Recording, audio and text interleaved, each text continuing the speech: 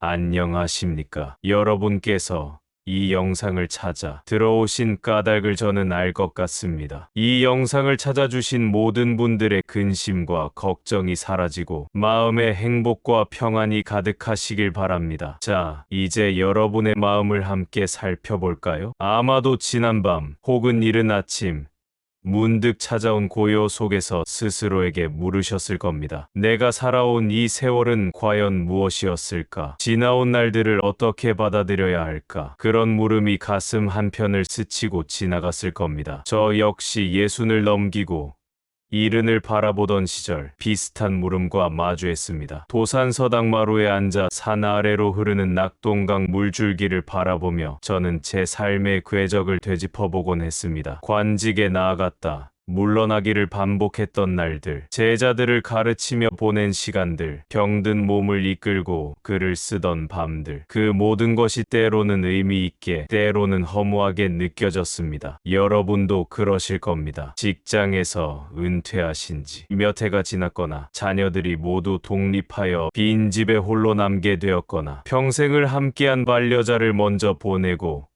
홀로 남은 시간을 견디고 계실지도 모릅니다. 그런 순간들 속에서 지나온 세월이 때로는 자랑스럽게, 때로는 후회스럽게 떠오를 것입니다. 오늘 저는 여러분께 하나의 이야기를 들려드리고자 합니다. 그것은 지나온 세월을 다시 바라보는 법에 관한 것입니다. 이것은 단순히 과거를 회상하는 방법이 아닙니다. 그보다는 살아온 날들을 어떻게 받아들이고 어떻게 의미를 부여하며 어떻게 남은 시간과 연결할 것인가에 대한 이야기입니다. 저는 오늘 여러분께 이 이야기를 풀어놓으려 합니다. 이 이야기를 풀어놓으려 첫째, 세월을 바라보는 마음의 자세에 관하여, 후회와 미련을 내려놓는 법에 관하여, 관계 속에서 발견하는 삶의 의미에 관하여, 넷째, 남은 시간을 어떻게 채워갈 것인가에 관하여. 이 이야기들은 모두 제가 직접 겪은 것들이거나 제가 만난 사람들로부터 배운 것들입니다. 그리고 그것은 여러분의 이야기이기도 할 것입니다. 자, 그럼 이제 시작해 보겠습니다. 편안한 마음으로 들어주십시오. 제1장, 세월을 바라보는 마음의 자세. 제가 65이 되던 해였습니다. 그해 겨울은 유난히 추웠습니다. 눈이 많이 내려 도산서당 앞마당이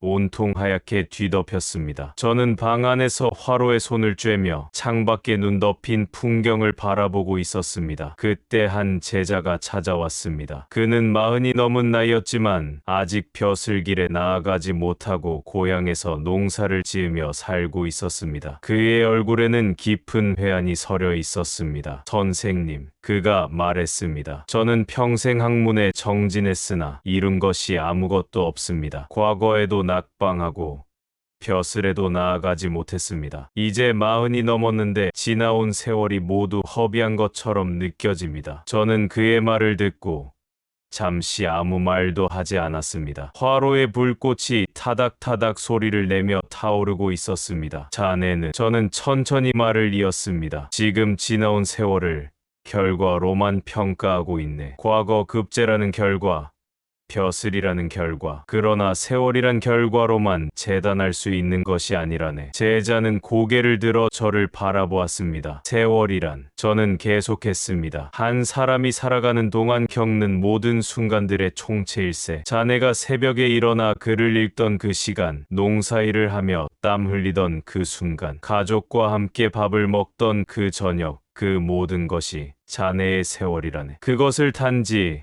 급제라는 하나의 잣대로 평가한다면 자네는 자네 삶의 대부분을 부정하는 것이 되네. 제자는 눈시울이 붉어졌습니다. 여러분, 여기서 잠시 생각해 봅시다. 우리는 너무나 자주 지나온 세월을 성취나 성공이라는 잣대로만 평가하지 않습니까? 좋은 대학을 나왔는가? 좋은 직장에 다녔는가? 얼마나 많은 재산을 모았는가? 자녀를 얼마나 잘 키웠는가? 물론 이런 것들도 중요합니다. 그러나 그것이 전부는 아닙니다. 제가 아는 한 분이 계셨습니다. 평생을 시장에서 작은 가게를 운영하셨던 분입니다. 그분은 돈을 많이 벌지도 못했고 사회적으로 높은 지위에 오르지도 못했습니다. 그러나 그분은 매일 아침 가게 문을 열고 손님들을 맞이하며 정직하게 장사를 하셨습니다. 그분의 가게는 동네 사람들에게 없어서는 안 될 곳이었습니다. 그분이 이른이 넘어 은퇴하시던 날 저는 그분께 여쭤봤습니다. 평생을 작은 가게에서 보내셨는데 후회는 없으십니까? 그분은 웃으며 말씀하셨습니다. 후회요?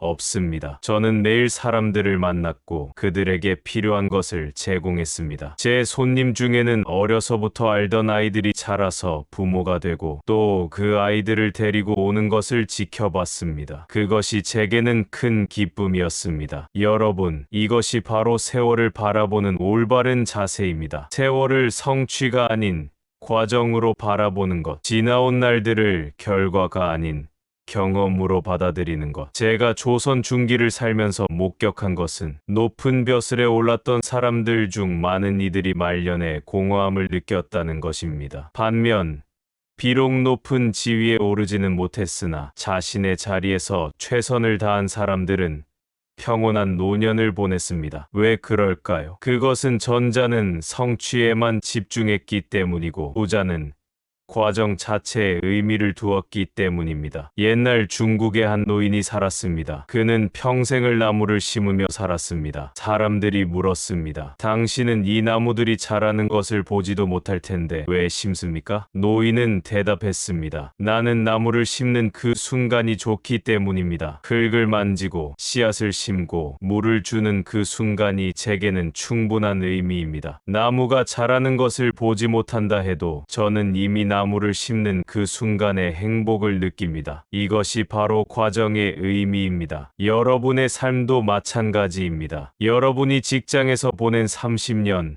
40년의 세월, 그것을 단지 월급이나 승진이라는 결과로만 평가하지 마십시오. 그 세월 동안 여러분이 만난 동료들, 함께 해결한 문제들, 극복한 어려움들, 그 모든 것이 여러분의 삶을 풍요롭게 만든 경험입니다. 자녀를 키운 세월도 마찬가지입니다. 자녀가 좋은 대학에 갔는가, 좋은 직장에 취직했는가만이 중요한 것이 아닙니다. 그보다는 자녀와 함께 보낸 그 수많은 순간들, 아침에 학교에 보내며 나눈 대화, 저녁에 함께 식사하며 나눈 웃음, 아플 때 간호하며 느낀 사랑, 그 모든 것이 의미 있는 시간이었습니다. 여기서 잠시 생각해 봅시다. 여러분의 지난 일주일을 떠올려 보십시오. 그 일주일 동안 어떤 성취가 있었습니까? 아마 특별한 성취는 없었을 것입니다. 그러나 그 일주일은 의미 없는 시간이었습니까?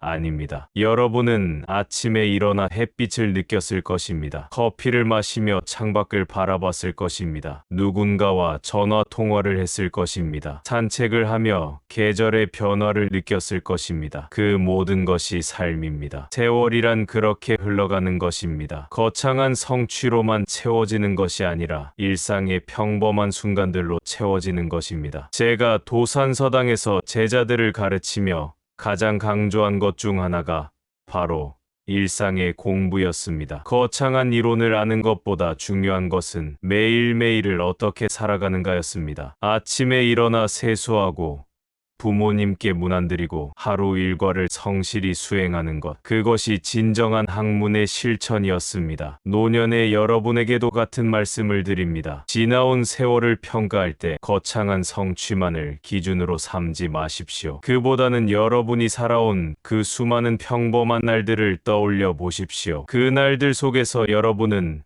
누군가의 부모였고, 누군가의 배우자였고, 누군가의 친구였고, 누군가의 동료였습니다. 그 역할들을 수행하며 보낸 시간들이야말로 여러분 삶의 진정한 의미입니다. 제가 70을 바라보던 어느 날, 한 젊은 선비가 찾아왔습니다. 그는 제게 물었습니다. 선생님께서는 평생을 학문에 정진하셨는데 가장 보람 있었던 순간이 언제입니까? 저는 잠시 생각하다가 대답했습니다. 특정한 한 순간을 꼽기는 어렵네. 그러나 매일 아침 일어나 창문을 열고 산의 공기를 마실 때, 제자들과 함께 책을 읽을 때, 저녁에 차를 마시며 하루를 돌아볼 때, 그 모든 순간이 보람이 있었네. 그것이 진실이었습니다. 여러분도 마찬가지입니다. 여러분의 삶에서 가장 의미 있었던 순간은 어쩌면 아주 평범한 순간들이었을지도 모릅니다. 가족과 함께 식탁에 둘러앉았던 저녁, 친구와 함께 걸었던 산책길,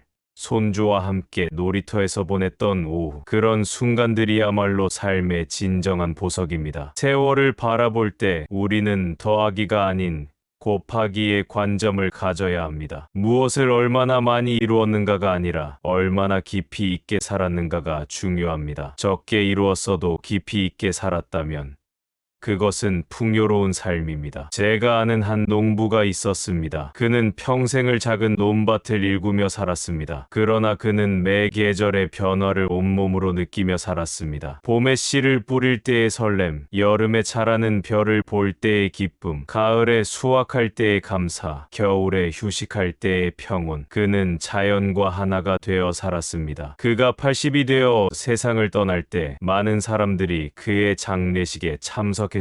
그들은 모두 말했습니다. 그분은 진정으로 삶을 살 줄 아는 분이었다. 여러분, 이제 다음 질문을 스스로에게 던져보십시오. 나는 지나온 세월을 어떤 기준으로 평가하고 있는가? 만약 여러분이 오직 성취와 성공이라는 잣대로만 평가하고 있다면 이제 그 관점을 바꿔보십시오. 그 대신 이렇게 물어보십시오. 나는 얼마나 깊이 있게 살았는가? 나는 얼마나 진실하게 살았는가? 나는 얼마나 사랑하며 살았는가? 그 질문들에 대한 답이 바로 여러분 삶의 진정한 가치입니다. 그렇다면 이제 우리는 다음 단계로 나아가야 합니다. 과거를 바라보되 거기에 매이지 않는 법, 후회와 미련을 내려놓는 법, 그것이 다음 장의 주제입니다. 제2장 후회와 미련을 내려놓는 법. 제가 68이 되던 해 병이 깊어져 거의 일어나지 못할 정도가 되었습니다. 그때 저는 제 생애를 돌아보며 수많은 후회와 미련이 떠올랐습니다. 내가 관직에 더 오래 머물렀더라면 더 많은 일을 할 수 있었을 텐데, 내가 더 젊었을 때 더 많은 책을 썼더라면, 내가 제자들에게 더 많은 것을 가르쳤더라면, 그런 생각들이 밤마다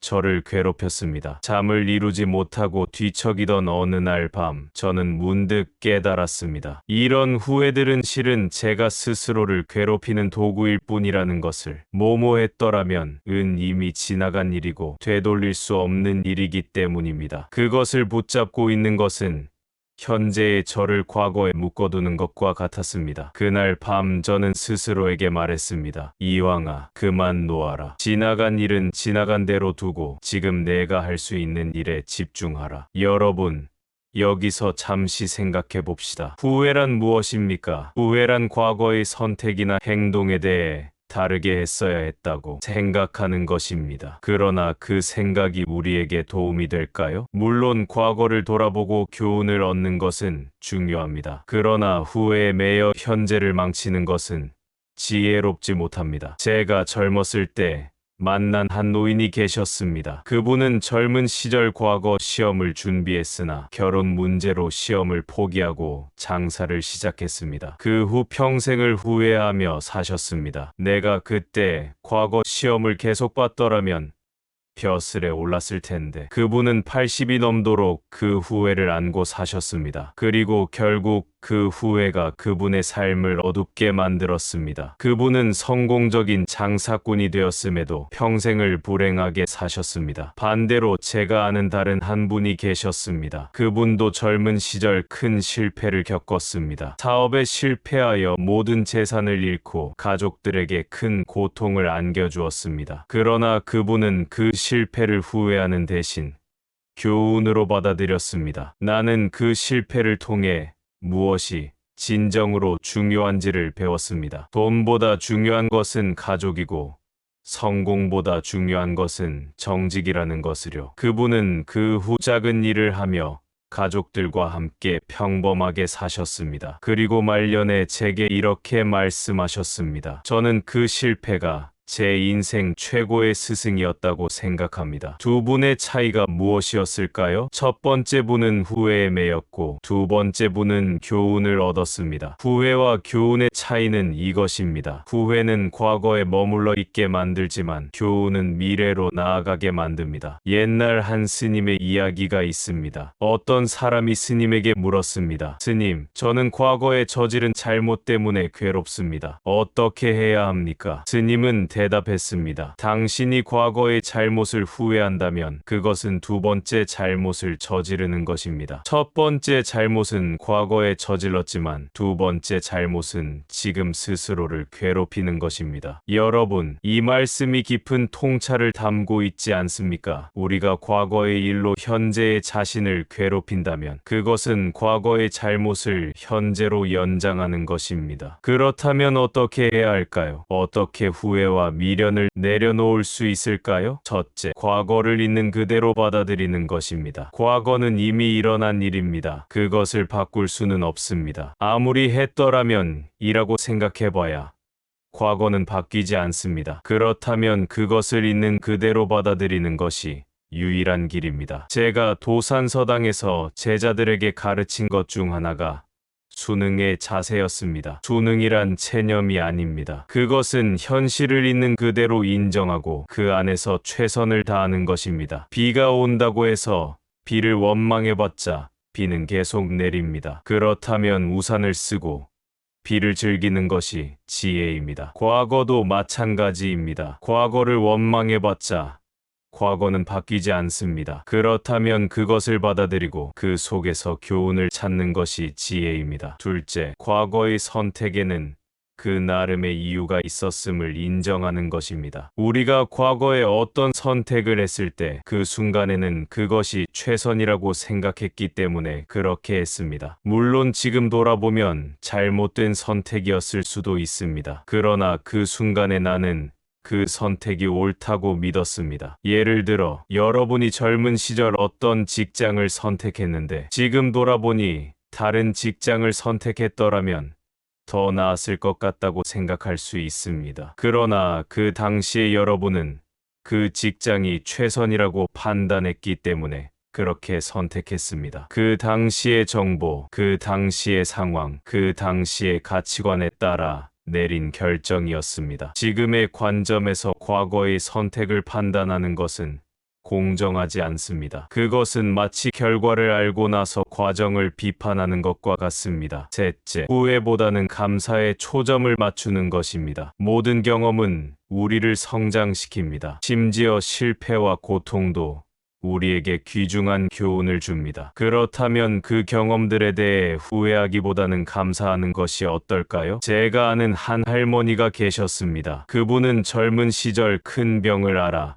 평생을 건강하지 못한 몸으로 사셨습니다. 그러나 그분은 그 병에 대해 후회하지 않으셨습니다. 오히려 이렇게 말씀하셨습니다. 그 병 덕분에 저는 건강의 소중함을 알게 되었습니다. 그리고 아픈 사람들의 마음을 이해하게 되었습니다. 만약 제가 평생 건강했다면 저는 아마 건강을 당연하게 여기고 아픈 사람들에게 무심했을 것입니다. 여러분, 이것이 바로 관점의 전환입니다. 같은 경험을 후회로 볼 수도 있고 감사로 볼 수도 있습니다. 그 선택은 우리에게 달려 있습니다. 여기서 잠시 생각해 봅시다. 여러분의 삶에서 가장 후회되는 일은 무엇입니까? 그것을 조금 다른 관점에서 바라보면 어떨까요? 그 경험이 여러분에게 어떤 교훈을 주었습니까? 그것이 여러분을 어떻게 성장시켰습니까? 제가 관직 생활을 하면서 겪은 일 중 하나를 말씀드리겠습니다. 제가 40대의 대사원이라는 높은 직책을 맡았을 때 저는 너무 강직하게 일을 처리하여 많은 사람들과 갈등을 빚었습니다. 결국 저는 그 직책에서 물러나야 했고 한동안 큰 좌절감을 느꼈습니다. 오랫동안 저는 그때를 후회했습니다. 내가 좀 더 유연하게 처신했더라면, 내가 좀 더 사람들과 잘 지냈더라면. 그러나 나이가 들면서 저는 깨달았습니다. 그 경험이 저에게 귀중한 교훈을 주었다는 것을. 저는 그 경험을 통해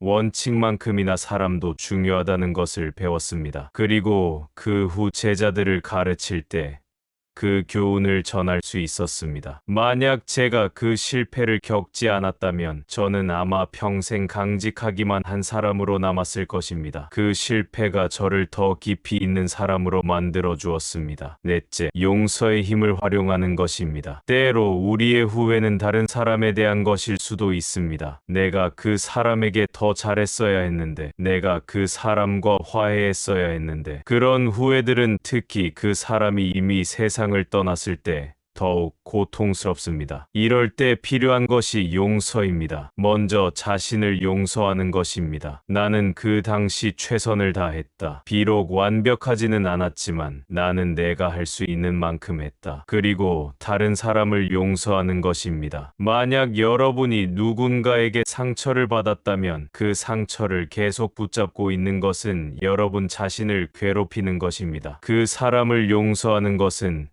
그 사람을 위한 것이 아니라 여러분 자신을 위한 것입니다. 옛날 한 스님이 말했습니다. 용서란 감옥 문을 여는 것이다. 그리고 나서야 비로소 자기가 감옥에 갇혀 있던 죄수였음을 깨닫게 된다. 용서는 과거의 짐을 내려놓게 해줍니다. 그리고 현재를 가볍게 만들어줍니다. 다섯째, 현재에 집중하는 것입니다. 후회는 과거에 머물러 있게 만듭니다. 그러나 우리가 살아가는 곳은 현재입니다. 과거는 이미 지나갔고 미래는 아직 오지 않았습니다. 우리에게 주어진 것은 오직 지금 이 순간뿐입니다. 그렇다면 그 순간을 온전히 살아야 합니다. 과거의 후회에 빠져 있으면 현재를 놓치게 됩니다. 그리고 나중에 또 다시 그때 현재를 제대로 살지 못했구나 라고 후회하게 됩니다. 제가 도산서당에서 가장 강조한 것이 바로 현재의 실천이었습니다. 거창한 계획이나 이론보다 중요한 것은 지금 이 순간 무엇을 하고 있는가였습니다. 아침에 일어났다면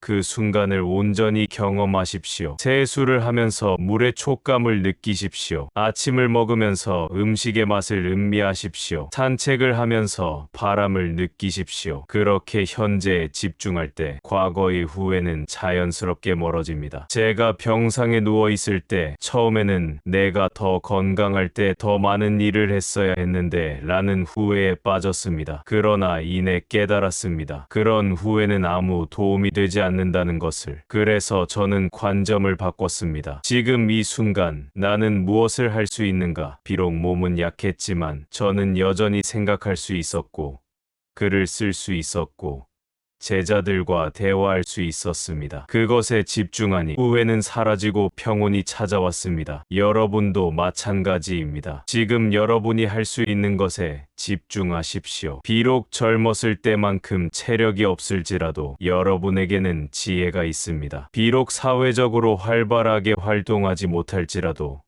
여러분에게는 평온이 있습니다. 비록 많은 것을 소유하지 못했을지라도 여러분에게는 충분한 것이 있습니다. 후회를 내려놓는다는 것은 과거를 잊는다는 것이 아닙니다. 그것은 과거를 있는 그대로 받아들이고 그 속에서 배우고 현재로 돌아오는 것입니다. 한 농부가 밭을 갈다가 큰 돌을 발견했습니다. 그는 그 돌을 치우려고 애썼지만 돌은 너무 컸습니다. 그는 몇 년 동안 그 돌을 원망하며 살았습니다. 저 돌만 없다면 내 밭이 얼마나 좋을까. 어느 날 한 나그네가 지나가다가 그 돌을 보고 말했습니다. 이 돌이 참 좋은데요. 여기 앉아서 쉴 수도 있고 농기구를 올려놓을 수도 있네요. 농부는 깨달았습니다. 그 돌을 원망의 대상이 아닌 유용한 도구로 볼 수 있다는 것을. 우리의 과거도 마찬가지입니다. 그것을 후회의 대상으로 볼 수도 있고 교훈의 자원으로 볼 수도 있습니다. 선택은 우리에게 달려 있습니다. 그렇다면 이제 우리는 다음 단계로 나아가야 합니다. 지나온 세월 속에서 가장 중요했던 것, 바로 관계에 대해 이야기할 차례입니다. 제3장 관계 속에서 발견하는 삶의 의미. 제가 65이 되던 해봄, 오랫동안 보지 못했던 옛 친구가 찾아왔습니다. 그는 저보다 2살 위였고 젊은 시절 함께 학문을 닦던 벗이었습니다. 그는 평생을 벼슬길에서 보냈고 높은 지위에까지 올랐던 사람입니다. 그러나 그날 그의 얼굴에는 깊은 공허함이 서려 있었습니다. 그가 말했습니다. 나는 평생 출세를 위해 살았네. 그런데 이제 은퇴하고 보니 내 주변에 아무도 없더군. 가족들은 나와 소원하고 친구들은 다 흩어졌네. 이제야 깨닫네. 내가 진정으로 중요한 것을 놓쳤다는 것을. 저는 그의 손을 잡고 한참을 아무 말 없이 앉아 있었습니다. 자네는 지금이라도 깨달았으니 다행일세. 저는 천천히 말했습니다. 사람이 살아가는 이유는 무엇을 이루기 위함이 아니라 누군가와 함께하기 위함이네. 여러분, 여기서 잠시 생각해 봅시다. 지나온 세월을 돌아볼 때 가장 소중한 기억은 무엇입니까? 아마도 대부분은 사람과 관련된 기억일 것입니다. 가족과 함께한 순간, 친구와 나눈 대화, 동료와 함께 이룬 일, 스승에게 배운 교훈, 제자에게 전한 지혜, 그런 것들이 아닐까요? 우리의 삶은 본질적으로 관계 속에서 이루어집니다. 아무리 많은 것을 이루어도 그것을 나눌 사람이 없다면 그것은 공허합니다. 반대로 비록 많은 것을 이루지 못했어도 함께할 사람이 있다면 그것은 풍요롭습니다. 제가 젊었을 때 한 노부부를 만난 적이 있습니다. 그들은 산골짜기에서 작은 밭을 일구며 살고 있었습니다. 재산이라고는 거의 없었지만 그들의 얼굴에는 깊은 평온이 서려 있었습니다. 제가 물었습니다. 어르신들은 어떻게 그렇게 평온하게 사십니까? 노인은 아내를 바라보며 웃으며 말했습니다. 저는 평생 이 사람과 함께였습니다. 가난할 때도, 병들었을 때도, 기쁠 때도, 슬플 때도 그것만으로도 충분합니다. 그 순간 저는 깊은 감동을 받았습니다. 그것이 바로 삶의 진정한 의미구나 하고, 관계는 크게 세 가지로 나눌 수 있습니다. 가족, 친구, 그리고 공동체. 각각에 대해 이야기해 보겠습니다. 첫째, 가족입니다. 가족은 우리 삶의 가장 기본적인 관계입니다. 부모와 자녀, 부부, 형제자매. 이 관계들은 우리가 태어나면서부터 주어지거나 혹은 선택하여 맺은 가장 가까운 관계입니다. 그러나 안타깝게도 많은 사람들이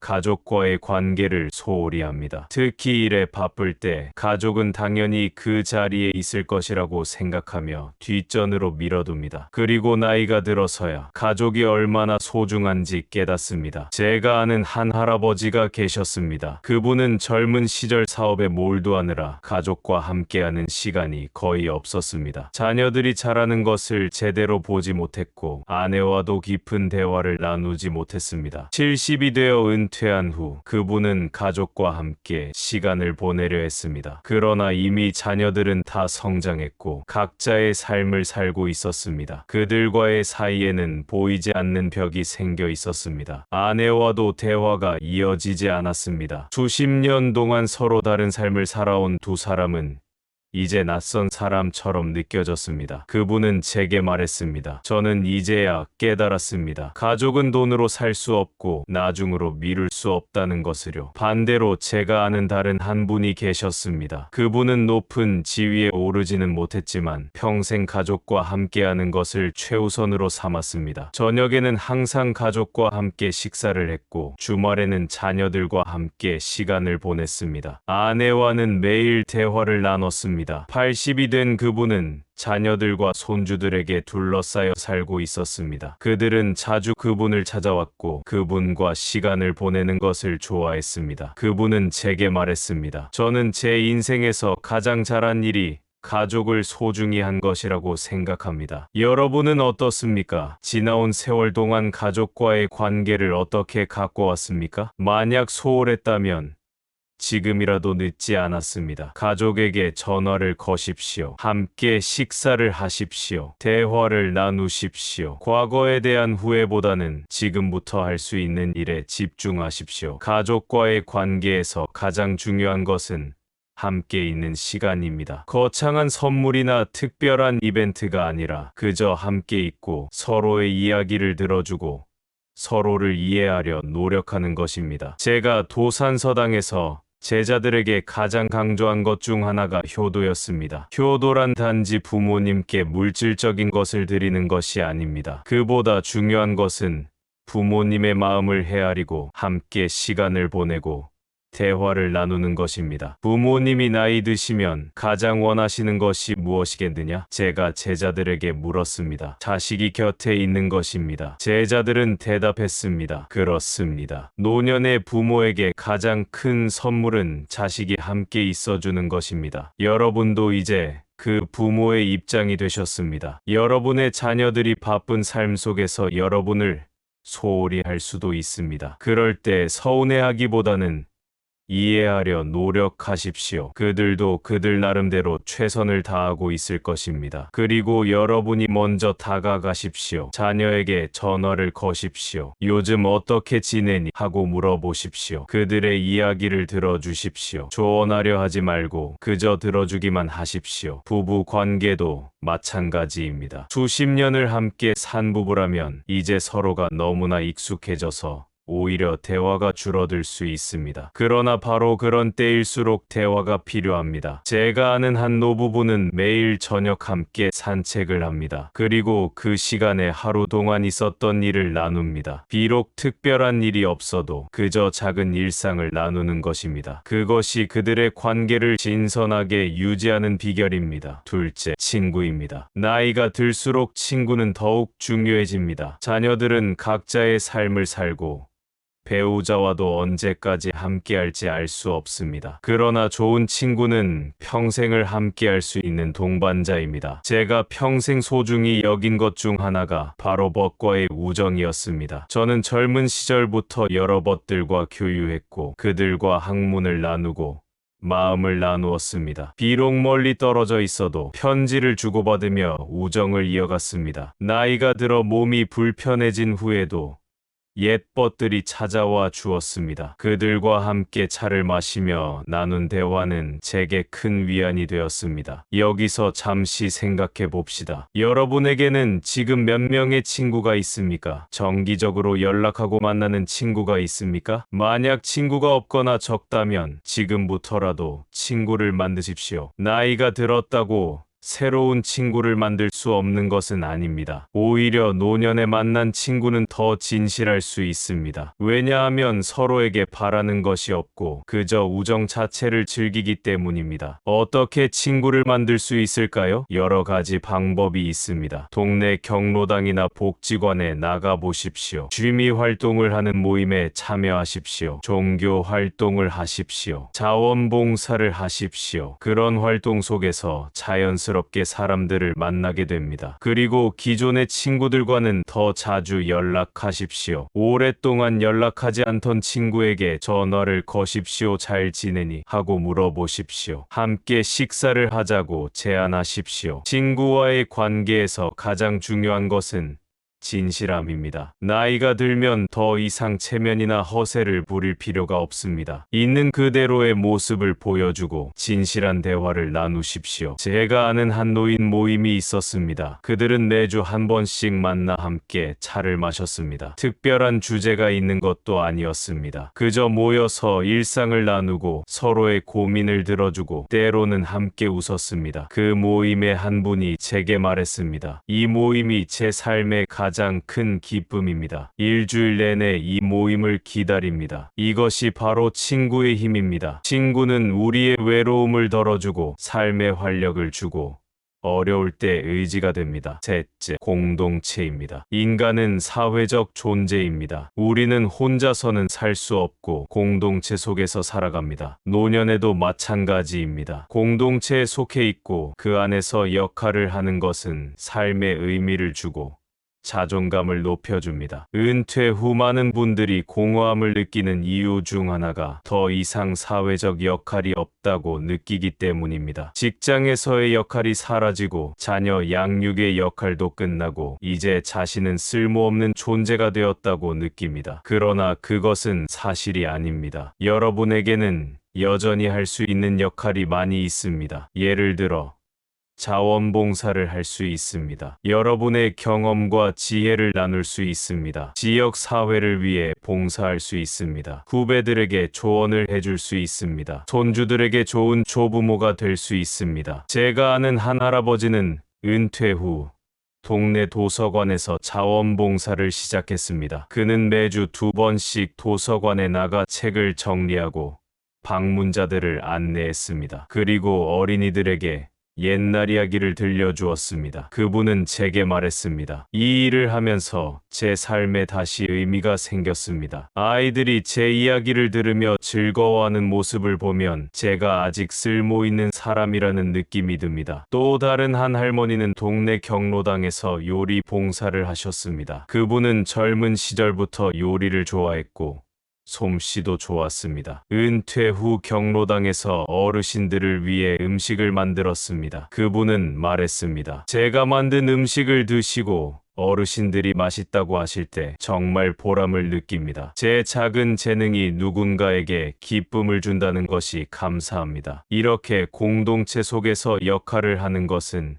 여러분 자신에게도 좋고 공동체에게도 좋습니다. 관계는 우리 삶의 가장 큰 자산입니다. 아무리 많은 재산이 있어도, 아무리 높은 지위에 있었어도 관계가 없다면 노년은 외롭습니다. 반대로 비록 재산이 많지 않아도 지위가 높지 않았어도 좋은 관계가 있다면 노년은 풍요롭습니다. 제가 80을 바라보는 지금 제게 가장 소중한 것은 제 주변 사람들입니다. 제자들, 벗들, 가족들, 그들이 제 삶을 의미 있게 만들어줍니다. 여러분도 지금부터라도 관계에 투자하십시오. 가족에게 전화하십시오. 친구를 만나십시오. 공동체에 참여하십시오. 그것이 여러분의 남은 시간을 풍요롭게 만들 것입니다. 그렇다면 이제 마지막 질문이 남았습니다. 남은 시간을 어떻게 채워갈 것인가? 그것이 다음 장의 주제입니다.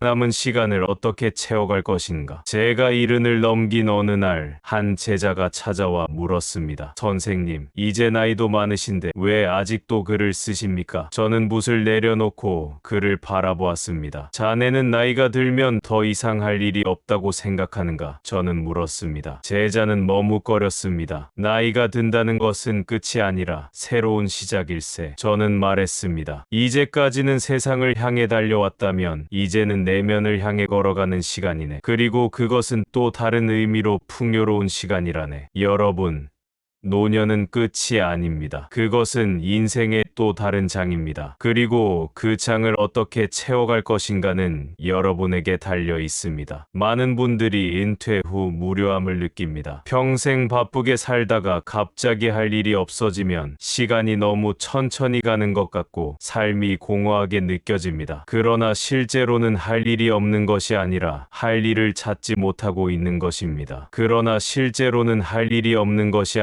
할 일을 찾지 못하고 있는 것입니다. 첫째, 배우는 시간으로 채우십시오. 우리는 평생 배우며 삽니다. 학교를 졸업했다고, 직장에서 은퇴했다고 배움이 끝나는 것은 아닙니다. 오히려 노년이야말로 진정한 배움의 시간입니다. 왜냐하면 이제는 시험을 위해, 출세를 위해 배우는 것이 아니라 순수하게 삶의 즐거움을 위해 배울 수 있기 때문입니다. 무엇을 배울 수 있을까요? 무엇이든 가능합니다. 새로운 언어를 배울 수 있습니다. 악기를 배울 수 있습니다. 그림을 배울 수 있습니다. 컴퓨터를 배울 수 있습니다. 역사를 공부할 수 있습니다. 철학을 공부할 수 있습니다. 제가 아는 한 할아버지는 70이 넘어서 영어를 배우기 시작했습니다. 사람들이 물었습니다. 이제 와서 영어를 배워서 무엇에 쓰시려고요? 할아버지는 대답했습니다. 쓰려고 배우는 것이 아닙니다. 배우는 것 자체가 즐겁기 때문입니다. 그리고 새로운 것을 배우면 뇌도 건강해진다고 하지 않습니까? 그분은 매일 1시간씩 영어를 공부했습니다. 몇 년 후 그분은 간단한 영어 책을 읽을 수 있게 되었습니다. 그리고 그 성취감이 그분의 삶에 활력을 주었습니다. 또 다른 할머니는 80이 넘어서 스마트폰 사용법을 배웠습니다. 처음에는 어려워했지만 손주의 도움을 받아 조금씩 배워갔습니다. 이제 그분은 메시지를 보내고 사진을 찍고 영상 통화를 할 수 있습니다. 그것이 가족들과의 연결을 더 쉽게 만들어 주었습니다. 배움은 우리의 뇌를 자극하고 삶의 활력을 주고 자존감을 높여줍니다. 그리고 무엇보다 배우는 과정 자체가 즐겁습니다. 둘째, 창조하는 시간으로 채우십시오. 인간은 창조적인 존재입니다. 무언가를 만들어내고 표현하고 남기고 싶어 합니다. 노년은 바로 그런 창조 활동을 하기에 좋은 시기입니다. 글을 쓸 수 있습니다. 자서전을 쓸 수 있습니다. 여러분의 경험과 지혜를 글로 남길 수 있습니다. 손주들을 위한 이야기책을 쓸 수 있습니다. 그림을 그릴 수 있습니다. 전문 화가가 되려는 것이 아니라 그저 자신의 감정과 생각을 색과 형태로 표현하는 것입니다. 노래를 부를 수 있습니다. 악기를 연주할 수 있습니다. 춤을 출 수 있습니다. 예술은 전문가들만의 것이 아닙니다. 모든 사람이 즐길 수 있는 것입니다. 정원을 가꿀 수 있습니다. 꽃과 나무를 심고 키우고 아름다운 공간을 만들 수 있습니다. 요리를 할 수 있습니다. 새로운 레시피를 시도하고 가족들을 위해 맛있는 음식을 만들 수 있습니다. 무언가를 만드는 것은 우리에게 큰 만족감을 줍니다. 그것이 비록 완벽하지 않아도 내 손으로 만들었다는 사실 자체가 의미 있습니다. 제가 도산서당에 살면서 가장 즐거웠던 일 중 하나가 바로 글을 쓰는 것이었습니다. 저는 평생 글을 썼지만 나이가 들수록 글쓰기가 더 즐거워졌습니다. 왜냐하면 이제는 누군가를 위해 무언가를 증명하기 위해 쓰는 것이 아니라 순수하게 제 생각과 감정을 표현하기 위해 썼기 때문입니다. 셋째, 돌보는 시간으로 채우십시오. 나이가 들면서 우리는 돌봄의 대상이 되기도 하지만 동시에 돌봄을 줄 수도 있습니다. 손주를 돌볼 수 있습니다. 비록 체력이 예전 같지 않아도 손주와 함께 시간을 보내고 이야기를 들려주고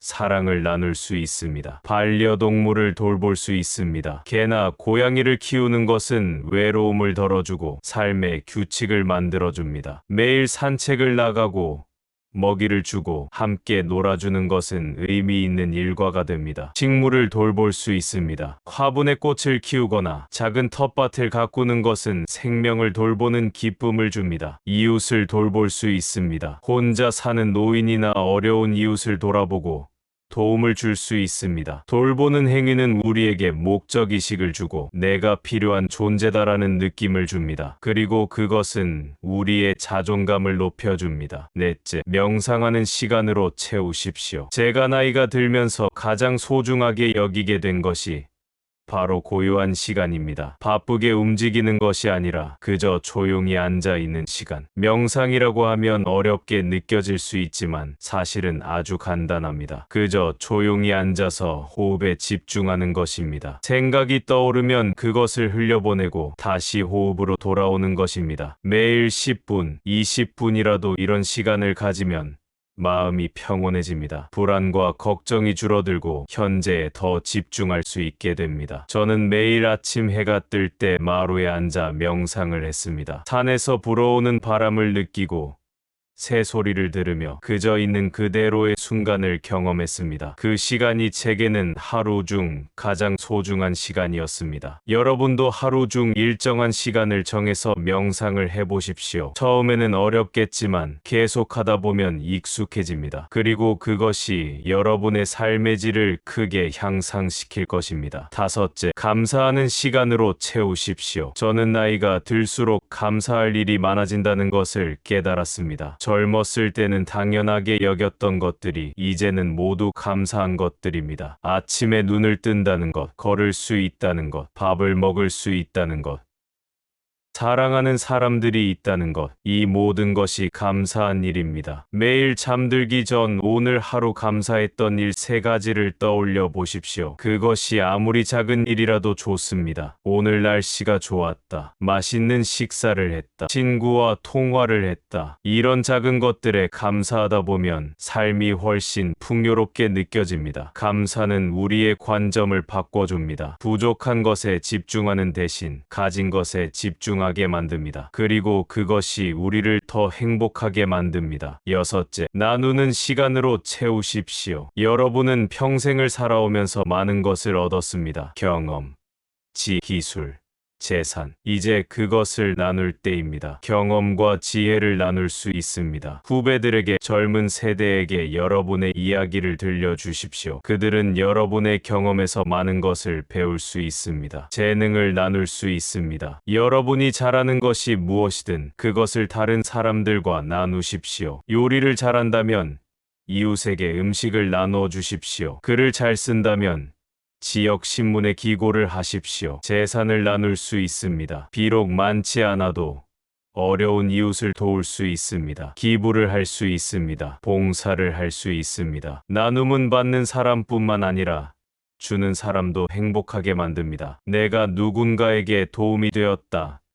느낌은 우리의 삶에 큰 의미를 부여합니다. 여기서 잠시 생각해 봅시다. 여러분의 하루는 어떻게 흘러갑니까? 아침에 일어나서 저녁에 잠들기까지 그 시간을 어떻게 채우고 계십니까? 만약 텔레비전만 보거나 아무것도 하지 않고 시간을 보내고 있다면 이제 변화를 시도해 보십시오. 작은 것부터 시작하십시오. 하루에 1시간만 다르게 사용해 보십시오. 예를 들어 매일 아침 산책을 하십시오. 매일 책을 30분씩 읽으십시오. 일주일에 한 번은 친구를 만나십시오. 매일 감사 일기를 쓰십시오. 이런 작은 습관들이 모여서 여러분의 삶을 변화시킬 것입니다. 제가 70이 넘어서 한 일 중 가장 의미 있었던 것이 무엇이었는지 아십니까? 그것은 제 생각을 정리하여 글로 남긴 것이었습니다. 저는 성악 10도라는 책을 썼는데 그것은 제가 평생 공부한 것을 정리한 것이었습니다. 그 일은 쉽지 않았습니다. 몸도 불편했고 때로는 힘들었습니다. 그러나 그 과정이 저에게 큰 기쁨을 주었습니다. 그리고 그것을 제자들에게 후세에게 남길 수 있다는 것이 보람이었습니다. 여러분도 무언가를 남기십시오. 그것이 꼭 책일 필요는 없습니다. 사진 앨범일 수도 있고 요리 레시피 모음일 수도 있고 정원일 수도 있습니다. 중요한 것은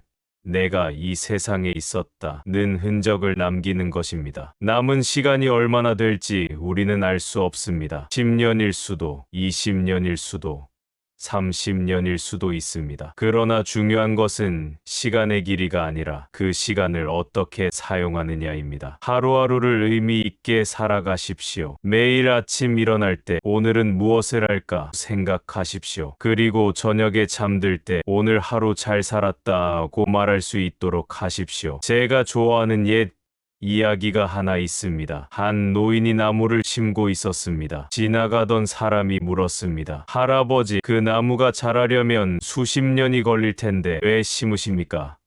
할아버지께서는 그 나무가 자라는 것을 보지도 못할 텐데요. 노인은 대답했습니다. 나는 내가 먹는 과일을 내가 심은 나무에서 딴 것이 아닙니다. 선조들이 심은 나무에서 딴 것입니다. 그러므로 나도 후손들을 위해 나무를 심는 것입니다. 이것이 바로 노년의 지혜입니다. 우리는 당장의 결과를 위해서가 아니라 의미 있는 일 자체를 위해 살아갑니다. 여러분의 남은 시간은 새로운 가능성으로 가득합니다. 그것을 어떻게 채울지는 여러분에게 달려 있습니다. 이제 저는 이 긴 이야기를 마무리하려 합니다. 여러분과 함께 지나온 세월을 바라보는 법에 대해 이야기했습니다. 우리는 4가지를 배웠습니다. 첫째, 세월을 결과가 아닌 과정으로 바라보는 것. 성취보다는 경험에 의미를 두는 것. 둘째, 후회와 미련을 내려놓는 것. 과거를 있는 그대로 받아들이고 그 속에서 교훈을 얻는 것. 셋째, 관계의 소중함을 깨닫는 것. 가족, 친구, 공동체 속에서 삶의 진정한 의미를 찾는 것. 넷째, 남은 시간을 의미 있게 채우는 것. 배우고, 창조하고, 돌보고, 명상하고, 감사하고, 나누는 것. 이 모든 것의 핵심은 무엇일까요? 그것은 바로 지금 여기에 충실하게 사는 것입니다. 과거에 얽매이지 말고 미래를 지나치게 걱정하지 말고 지금 이 순간을 온전히 살아가는 것입니다. 제가 여러분께 마지막으로 드리고 싶은 말씀이 있습니다. 여러분의 삶은 이미 충분히 가치 있습니다. 여러분은 평생을 살아오며 수많은 일들을 해왔습니다. 완벽하지는 않았을지라도 여러분은 최선을 다했습니다. 그것만으로도 충분히 의미 있습니다. 이제 스스로에게 너그러워지십시오. 과거의 잘못을 용서하십시오. 자신에게 감사하십시오. 나는 잘 살아왔다. 앞으로도 잘 살아갈 것이다 라고 말하십시오. 그리고 남은 시간을 기대하십시오. 노년은 끝이 아니라 새로운 시작입니다. 이제까지 외부를 향해 달려왔다면 이제는 내면으로 걸어가는 시간입니다. 그리고 그 여정은 또 다른 의미로 아름답습니다. 저는 지금 도산서당 마루에 앉아 이 말씀을 드리고 있습니다. 창밖으로는 낙동강이 흐르고 산에는 단풍이 물들어 있습니다. 제 나이 이제 70을 넘었지만 저는 여전히 매일을 감사하며 살아갑니다. 아침에 눈을 뜨고 햇빛을 느낄 수 있다는 것, 제자들과 대화를 나눌 수 있다는 것, 글을 쓸 수 있다는 것, 차 한 잔을 마시며 고요를 즐길 수 있다는 것, 이 모든 것이 저에게는 선물입니다. 여러분도 그렇게 살아가시기를 바랍니다. 매일을 선물로 여기고 작은 것에 감사하며 남은 시간을 의미 있게 채워가십시오. 이제 저는 여러분께 실천 가능한 마음 습관 3가지를 제안하며 이 이야기를 마치려 합니다. 첫 번째 습관, 매일 아침 감사로 시작하기. 매일 아침 눈을 뜨면 침대에서 일어나기 전에 잠시 시간을 내십시오. 그리고 감사한 것 3가지를 떠올려 보십시오. 나는 오늘도 눈을 떴다. 감사하다. 나는 움직일 수 있는 몸이 있다. 감사하다. 나를 사랑하는 사람들이 있다. 감사하다. 이렇게 감사로 하루를 시작하면 하루 전체가 달라집니다. 우리의 마음은 감사한 것들에 집중하게 되고 삶이 더 풍요롭게 느껴집니다. 처음에는 어색할 수 있습니다. 그러나 계속하다 보면 습관이 됩니다. 그리고 그 습관이 여러분의 삶을 변화시킬 것입니다. 두 번째 습관, 매일 누군가와 연결하기. 매일 최소한 한 사람과는 의미 있는 대화를 나누십시오. 그것이 가족일 수도, 친구일 수도, 이웃일 수도 있습니다. 전화를 걸어 어떻게 지내니 하고 물어보십시오. 함께 차를 마시며 이야기를 나누십시오. 산책을 하며 대화를 나누십시오. 사람과의 연결은 우리의 외로움을 덜어주고 삶의 의미를 부여합니다. 그리고 그 연결은 우리가 먼저 시작해야 합니다. 누군가 먼저 다가오기를 기다리지 마십시오. 여러분이 먼저 다가가십시오. 하루에 딱 한 통의 전화 혹은 한 번의 만남, 그것만으로도 충분합니다. 세 번째 습관, 매일 저녁 성찰하기. 매일 저녁 잠들기 전에 오늘 하루를 돌아보는 시간을 가지십시오. 10분이면 충분합니다. 오늘 나는 어떻게 살았는가? 오늘 나는 누구에게 친절했는가? 오늘 나는 무엇을 배웠는가? 오늘 나는 무엇에 감사한가? 이런 질문들을 스스로에게 던져보십시오. 그리고 조용히 답을 생각해 보십시오. 글로 쓸 필요는 없습니다. 그저 마음속으로 생각하는 것만으로도 충분합니다. 이런 성찰은 우리를 더 의식적으로 살게 만듭니다. 그저 무심코 하루를 보내는 것이 아니라 의도를 가지고 하루를 살게 만듭니다. 이 3가지 습관, 아침에 감사, 낮에 연결, 저녁의 성찰. 이것만 실천해도 여러분의 삶은 크게 달라질 것입니다. 여러분, 지나온 세월은 이미 지나갔습니다. 그것을 바꿀 수는 없습니다. 그러나 그것을 어떻게 바라보고 어떻게 의미를 부여하고 어떻게 남은 시간과 연결할 것인가는 여러분에게 달려 있습니다. 과거를 후회의 무게로 짊어지지 마십시오. 그 대신 지혜의 자원으로 활용하십시오. 지나온 세월이 여러분을 여기까지 데려왔습니다. 그 세월에 감사하고 그 속에서 배우고 이제 앞으로 나아가십시오. 노년은 인생의 황혼이 아닙니다. 그것은 인생의 원숙함입니다. 이제까지 쌓아온 모든 경험과 지혜가 꽃피는 시간입니다. 여러분은 이미 충분히 가치 있는 삶을 살아왔습니다. 이제 그것을 인정하고 스스로를 축하하고 남은 시간을 평온과 감사로 채워가십시오. 제가 좋아하는 시 한 구절이 있습니다. 천천히 걸어도 괜찮다. 멈춰 서서 쉬어도 괜찮다. 중요한 것은 계속 나아가는 것이다. 여러분도 그렇게 걸어가십시오. 천천히, 자신의 속도로,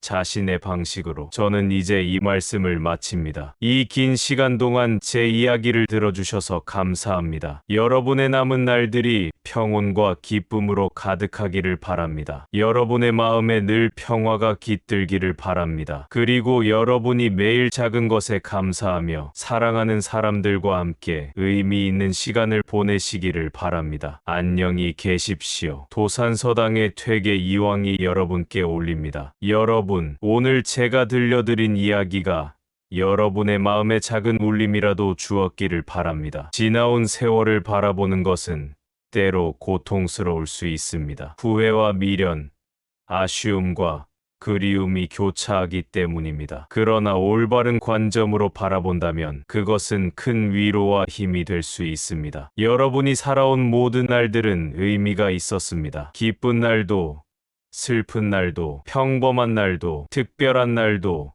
모두 여러분의 삶을 구성하는 소중한 조각들입니다. 이제 그 조각들을 모아 아름다운 그림을 완성할 시간입니다. 과거를 받아들이고, 현재를 살고, 미래를 기대하며 여러분 모두 건강하시고 행복하시기를 바랍니다. 우리의 삶을 함께 돌아볼 수 있도록 구독과 좋아요, 그리고 따뜻한 댓글 한 줄 부탁드립니다. 작은 관심이 큰 힘이 됩니다. 다음 영상에서도 조용한 지혜와 따뜻한 이야기로 찾아뵙겠습니다. 고맙습니다.